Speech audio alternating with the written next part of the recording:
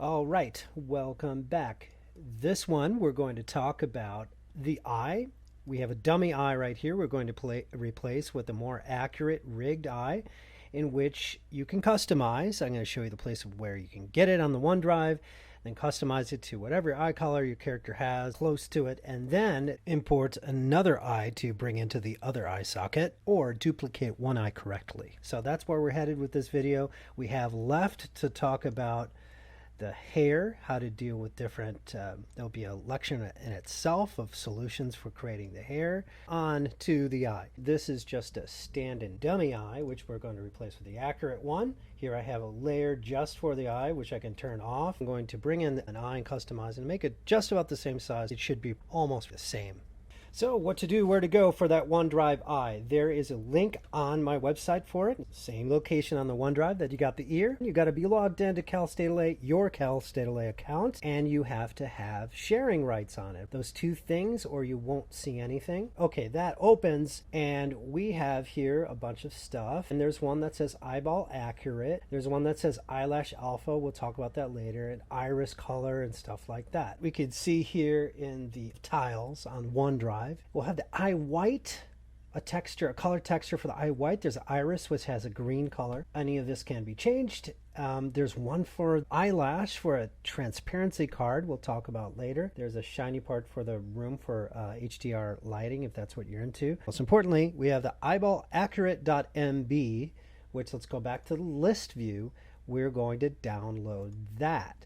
Bring along with it eye white JPEG, download that, and then download an iris texture. Okay, let's go back, and we have these two iris textures. Both are green, but one has a larger pupil, that more dilated iris, and one a smaller. For me, I'm going to grab the iris underscore texture because it has more detail in here. You'll see when you download that. So, and we're going to bring that into our scene and check it out. Make a unique eyeball folder to keep all the new accurate eyeball content in. So I'm dragging that here, and we also have the iris to bring in. I downloaded that off the OneDrive and I'm putting it in a unique folder. All right, now I'm going to import the eye. Just as if I had the ear or different body parts on a different scene. I'm not going to open because that is going to put extra cameras, all kinds of scene elements which I don't want added to this current Maya scene. This is why you say import, because I just want the rig, just want the geometry. Here I create my eyeball folder and eyeball accurate. Here I'm going to import that into my ready-made head scene. All right, and then it pops in. Kind of funny down there. Here I just turned off the head mesh and hit the 6. It looks kind of a gory eyeball from a horror show or something, and it has a built-in veiny bump and color map to look like that. And I know that looks extreme, but it looks too white if you have it in the head without any organic blood red veininess, which could be taken down to suit the needs. Now we see a placed iris, and we can look at what this rig already is doing and is ready made for you to grab and customize. I'm just opening the outliner. You can see there's a parent node here. It's the eyeball.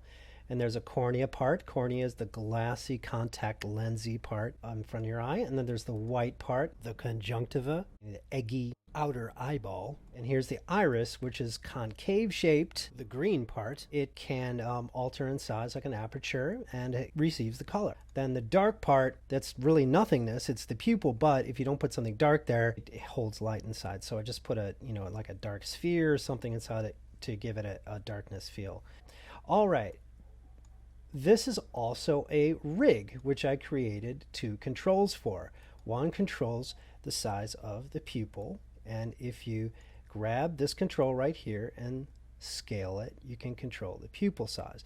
And now you can see why you have this smaller texture, because it would run out of green iris area. There you can control the pupil. Let's set it back. Okay, then you have the iris control. This is here just to change to a small degree the size of your iris. The iris part is meant to handle lightly. This is what you can start with for one eye, and you start to customize it, those things which you can change in the rig. For these textures, you could just go back to Photoshop or whatever you use to change the color. If you don't like the green, change it. Go to the file, the original one you downloaded, bring that and change color. And I'm going to change that to a blue because my Larry Bird character has kind of silver blue color irises. Here it is there, and it's relatively a small file because we're not going to see it in deep close-up, that image size. It's only 400 by 400. I'm going to change the eye color. I can go to color balance, and I'm going to shift it more to the blue side, like I said. So I'm using color balance and silvery blue color, something like that. It's going to maybe a touch of green around the edges. Okay, so I saved over the other eye to replace that colored eye texture, so it should just be a matter of waking up this texture, and this eye color should just change. Okay, there, in that case I just opened the hyper shade and it woke it up. Sometimes you have to click reload in the material. The tricky thing about this is sizing it, putting it into the head. First major pitfall is you have to grab the right controller in order to move it. So this is precisely why we now have the outliner open. I want to make sure if I do anything to this eye, it's a delicate rig, I could break it. I want to grab the parent node, this one at the very top, that's the transform node for the eyeball, and move it and scale it, and not choose any of these other things, which will mess it up and certainly break it. I can scale it. Now I've got it by the eyeball top node. I can scale it how I like. I can move it around how I like. But what I can't do is just choose through this window. See how it got the wrong part? It's going to mess it up. And it's going to be irreparable when it does. There's certain things in a rig that you cannot undo when it's broken. Always when you're dealing with a rig, the right controller to change position or scale and something like that. So again, outliner is your friend. So I have that eyeball selected, layers, and turned back on the head. Okay. And by the way, I turned off the dummy eye. I can put it back for sizing to make sure nothing gets misselected. Find the nice position for it.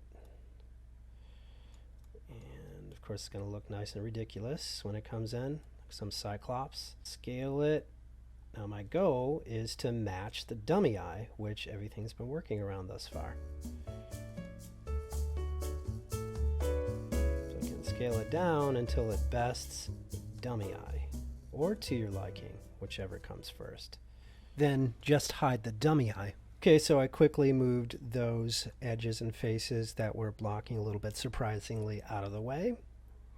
Large iris or a smaller iris, certain appearance. In my design, I'm going for a cuter bird-like look, so kind of a large iris. The pupil I can mess with, make it larger. And then you're getting the cornea, that little white part of the eye, to give that little shiny part of naturalism here to the cornea, which looks nice. All right, one direct approach we can use to get the other eyeball is to simply bring in another one, because it's kind of complex to duplicate this eyeball to have the other side.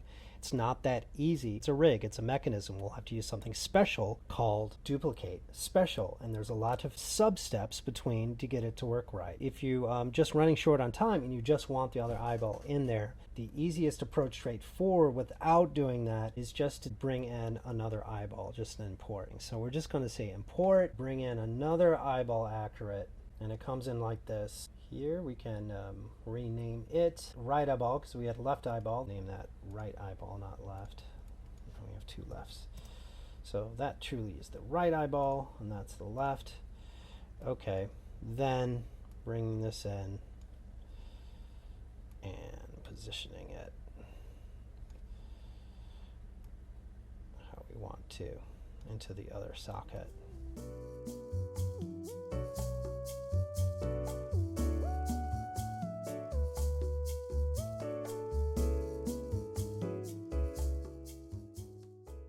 So again, that method is the easiest. Just import the eyeball. Again, you're going to have to resize it, but it's far easier than taking one eyeball and duplicate it. As a bonus, I'm going to show you another method to duplicate any rig, because you're going to be faced with this probably sometime in the future, of where you're going to take something custom, a rig within Maya, and have to duplicate it special and all the mechanism within in order to have that work alongside another rig. In the case that we wanted to take this eyeball and have it work many, many times without bringing in another one, we'd have to use an operation called duplicate special. If you're wondering about that, I'm going to show you that in the next part. And either way, probably just importing it twice will be the best. To get a second eye into the head, it is, of course, easier just to import a second eyeball. Just import twice. But there are times if you're going to model to understand duplication of rigs, when you need to duplicate a whole system or mechanism or rig. So I'm going to use the excuse of this eye, which is a simple rig, to teach you how to use duplicate special and a few very important things with a hypergraph, which we haven't really touched upon yet. So if we wanted to take one eyeball rig and duplicate that for the other eye, you're going to use a different kind of duplication. If I just go select, yes, I select the parent here, and you think all is well and good. And if I just straight up duplicate it, Command duplicate, and then move it over, okay, what will happen, besides messing up the texture of the iris, which we'll talk about, but look what happened to the controls. The controls are grayed out, and they no longer work. And if we could get it working, let's say we could get this unlocked, it wouldn't operate correctly. Why is that? It's because it's a rig. It's not just a mesh. There's a machine working underneath, so to speak, that is one thing controlling another delicately. So we're not just duplicating the meshes, we're duplicating the whole mechanism. And to do that, we have to use a different duplication. And that's the same thing if you try to duplicate a rig or something like that. Duplicate straight up is good for just furniture, objects, mesh that is not rigged yet. It's just a simple dumb object.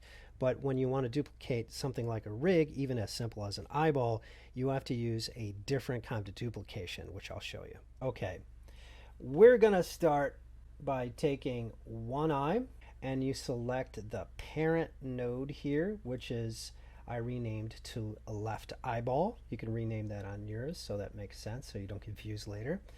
So with left eyeball, we have all its parts here, and we want to duplicate this in a special way that duplicates all the mechanism under it, the rig that controls the iris and the pupil and gives us functionality.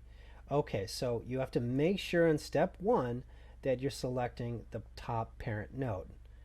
So you're going to go edit, then duplicate, special, not duplicate. So zooming in here, duplicate special, but first make sure you go duplicate special option box. Okay, so all this stuff that says parent, just keep the same number of copies, but this was unchecked originally. So this is what it'll look like for you. You're going to check duplicate input graph, not input connections, input graph, and then pull the trigger and say duplicate special. Now we can move that over. Let's zoom in. We see two eyes now. Here's the right eye for us. And now we see that these mechanisms will work. The iris works and the pupil works, and it works on its own. It doesn't affect the other eye. So if you want two eyes having different size pupils,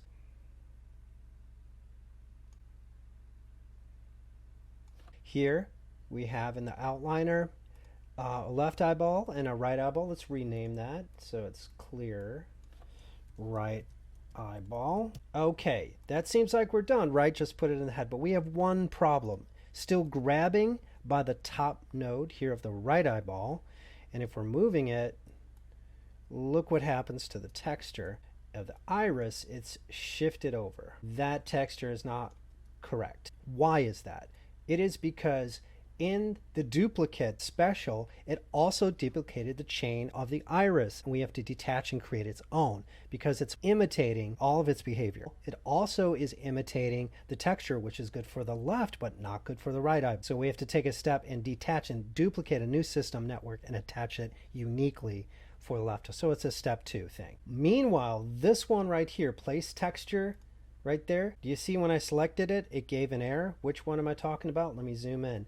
That's of the right eyeball, the new one we created, 3D place texture, was just delete that one. So we have a nice clean thing to work with. All right, going back, selecting the iris of the right eyeball, and we're going to go up in the hypershade. So the hypershade is a really important advanced window for you to work within, where we can see detail and shading networks, etc. In advanced modeling, it's going to be extremely important for you to work and know the hypershade. So just as an aside, if we grab that, that's called a shader. We have materials, we have textures, utilities, and all kinds of other stuff. Mainly, we're going to work in materials and textures. If I right click on that, that's blend 4, which I know to be the eye white. If I say right click and then graph network, you can see that. That's a right click graph network. It puts the network of everything that's inside that shader, everything that composes it to make it this appearance. And we have a bunch of other stuff here. Sometimes you may have dozens and dozens of shaders and you don't know which is which. The best thing to do always is have that outliner open, grab the iris, and we're going to say edit, select materials from objects. And we can go in the reverse if we want to select objects in the scene from materials on the shelf here. But we're going select materials from objects. I had the object iris selected and said edit, select materials here from objects. In yellow, a little bit highlighted, we have blend 6, which that I know to be the iris shader. Okay, if I right click graph network, this is what the network looks like for the iris.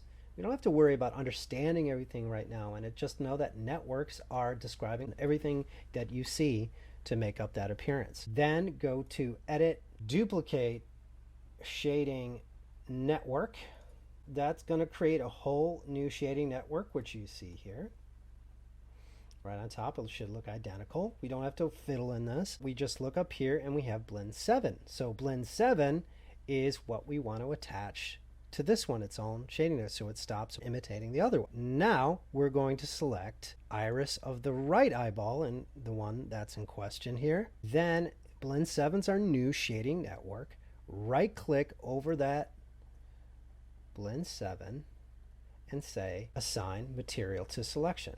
Now that we did that, we go to the right eyeball and we select the parent of the right eyeball, and we're going to move it and see if that fixed it. We see it's still not moving with it, only one tiny thing tripping it up. It has to do with place 3D texture 2, which it finally put a 2 on, but it's parented under the left eyeball as a part of process. We don't want that. So we just want to lift this one off, and we're going to drop it over the right eyeball where it belongs. Okay, now move it. And everything moves exactly like you want and need it. All those parts I know were pretty darn tricky, but at least I didn't have you rig this complex eyeball from the ground up. You are learning a little bit more about a rig, more about Duplicate Special. Gives you the opportunity to get under the hood a little bit. That you need to duplicate a rig, copy a rig to another side or something that's even lightly rigged. You know that Duplicate Special is an important thing to use within a scene in which you can't just import another version of it because of some custom settings that you have. All right, I'm going to stop there because that was a lot of delicate work, and save next video for the next part, in which we'll talk about the hair, or if there's any other adornments that you're going to have on your particular character. Now's the time to think about it before the next big step of attaching the head to the body, then one overall UV map for the whole character. The only little sidebar is for the eyelashes, in which we'll add a transparency map for. So we'll talk about all that in the further videos.